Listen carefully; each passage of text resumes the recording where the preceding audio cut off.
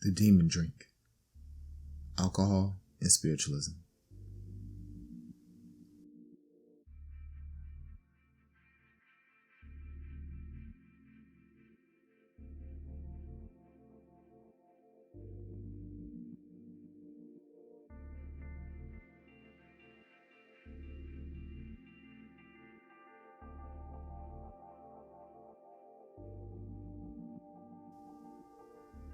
The imbibing of alcohol has been a common thing throughout various forms of spiritualism, incarnations of worship, and mutations of almost all religious denominations.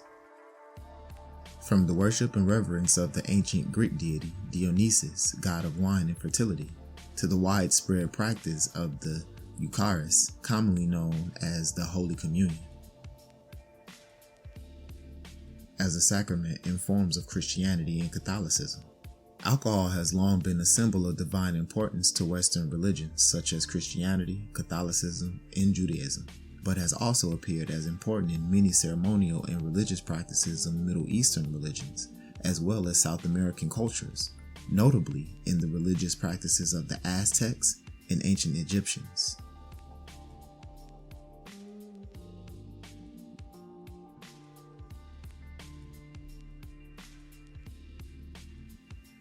Now, we're not just going to let them slide that in here without pointing that out. That these practices were also known in many South American cultures, notably the religious practices of the Aztecs, which we know is a South American culture. But then they proceed to say, and ancient Egyptians, which is not commonly known as a South American culture. But indeed, it is an American culture. Let's continue.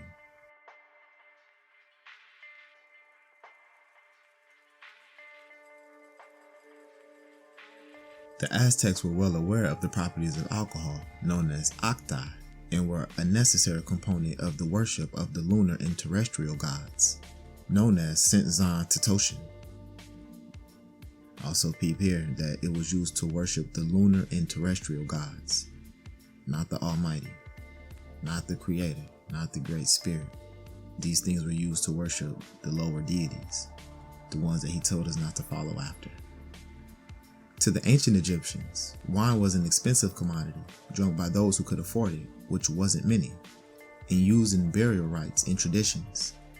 The consumption of alcohol in Egypt, which was primarily beer and wine, was most often associated to Osiris, the god of resurrection, as he was the god worshipped the most abundantly. Offerings of alcohol were made to Osiris at times of special events or occasions. The belief that, upon dying, an individual travels to the afterlife, which by the way, required the consent of the pharaoh, was accompanied by the belief that one would take their possessions with them. And the most popular carry-on luggage for interlife travelers? Beer, and lots of it. Alcohol is generally viewed as one of two things: a gateway substance which allows demonic possession of the drinker, or a source of positive and negative energies from the surrounding dimensions. Here they have a diagram highlighting the flow of energies in and out of a glass of alcohol or spirits. So in a nutshell, the picture this diagram is trying to paint is that what a spirit does is it attracts a flow of illusory energy, basically energy that makes you see illusions or that can blind you to reality. Once it attracts it, it activates it and it sends it out. Once the illusory ring of energy has been created, it begins to attract demon energy. Once it attracts the demon energy, it does the same thing. It activates it and then it sends it back into the environment, creating a covering of demon energy. So it's saying once you take it in, you're taking in that illusory energy and the demonic energy,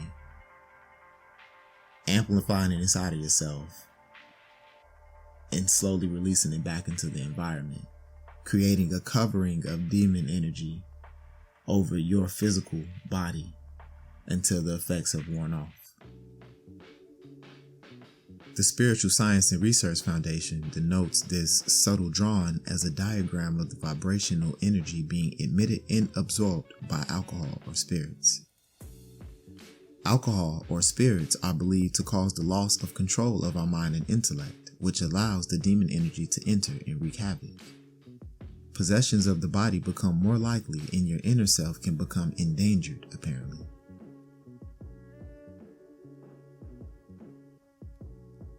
We are urged to know our limit in wine and drink. We are urged to know our limits in all things.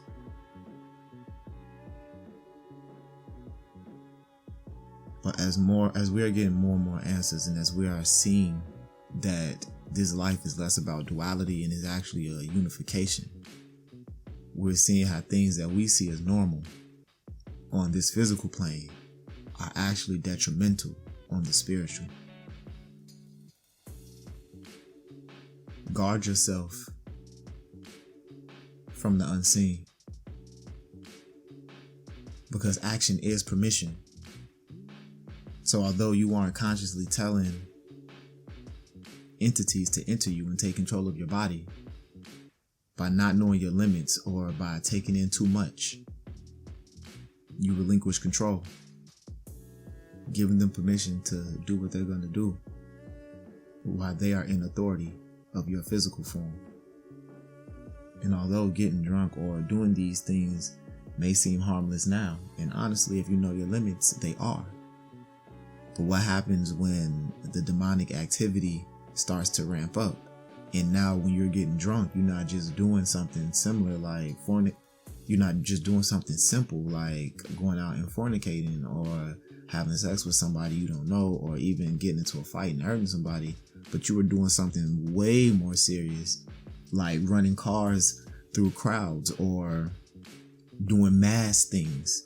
It takes but for one time for the demon to decide that he doesn't want to be docile while he's in control.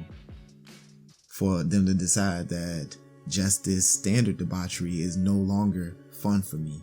Now, I'm going to go and really let loose.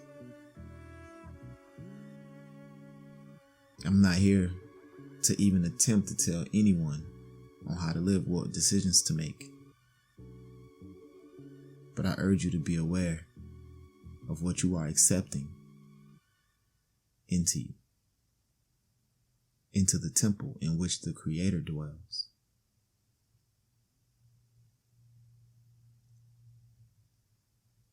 The article used in this segment was found at mysteriousuniverse.org. If you search The Demon Drink, Alcohol and Spiritualism, it should come up.